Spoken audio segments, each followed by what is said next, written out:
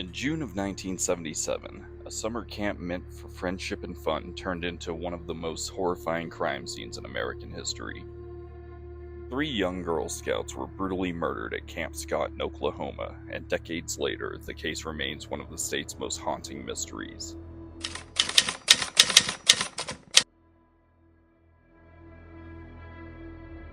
I'm the Morbid Historian, and today we're diving into the chilling story of the Oklahoma Girl Scout murders. We'll explore the background of Camp Scott, the tragedy that unfolded on the very first night, the man who was accused but never convicted, and how this case continues to cast a shadow nearly 50 years later.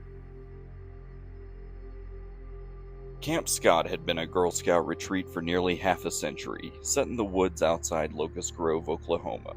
For generations, it was a place where girls from across the state came together for summer adventures, hiking, swimming, and learning outdoor skills.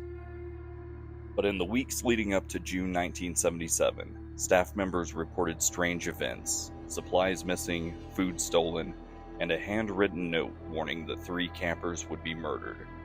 At the time, it was dismissed as a cruel prank. No one could imagine that the threat would come true.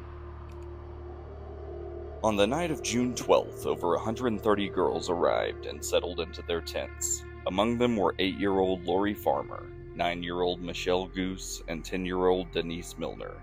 They were assigned to Tent 8, which sat furthest from the counselors' quarters, and partially hidden from view. During the night, a thunderstorm rolled through camp.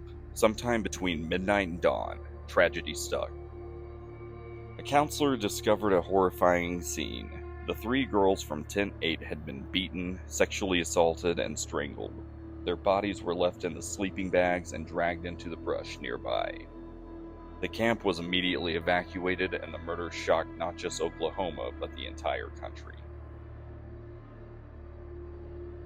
Police soon focused on one man, Gene Leroy Hart, a convicted rapist who had escaped prison and had been on the run for years in the surrounding area. Hart, a Cherokee man, was familiar with the terrain and had many supporters in the local community who believed he was being framed due to racial prejudice.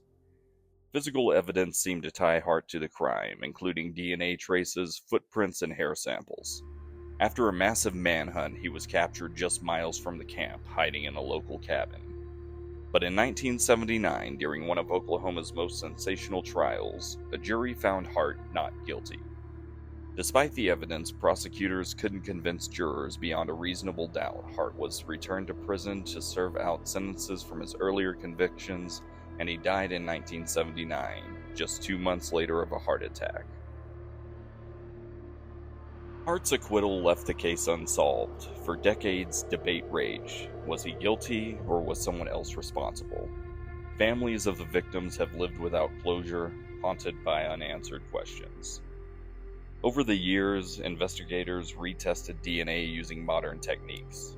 While early results were inconclusive, later testing in the 2000s reportedly matched Hart to at least some of the evidence, though it was never enough to reopen charges, and opinions remained divided.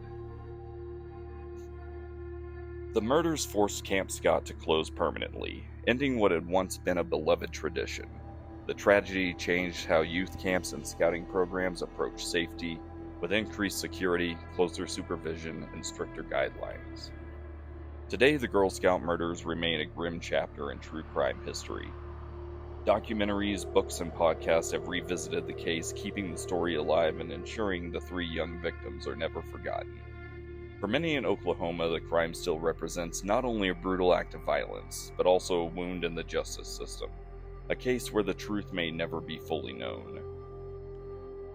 The Oklahoma Girl Scout murders remind us that even the most innocent places can hold dark secrets. More than 4 decades later, the shadow of Tent 8 still lingers, and the voices of Lori Farmer, Michele Guse, and Denise Milner continue to call for justice.